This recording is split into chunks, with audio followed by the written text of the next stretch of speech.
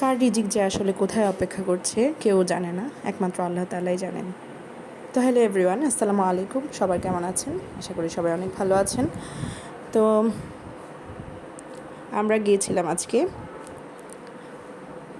শপিংয়ে। তো যাওয়ার পরে ওখানে ইফতারের টাইম হয়ে যায়, আর জন্যই আমরা আজকে একটা রেস্টুরেন্টেই বসে ইফতার করি। আর আমাদের আজকের ইফতারের মেনু ছিল ফ্রাইড রাইস, চিকেন ফ্রাই, সাথে মিক্সড ভেজিটেবল,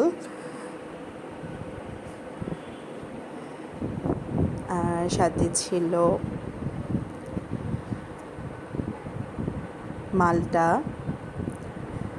আর ছিল খেজুর, আর আমাদের সাথে অবশ্য জুস ছিল। তো অন্যরকম ইফতার আমার তো খুবই ভালো লাগে। মাঝে মাঝে মনে হয় যে একটু বাহিরে ইফতার করলে কিন্তু খুব ভালো লাগে। তো যেই কথা সেই কাজ, আলহামদুলিল্লাহ।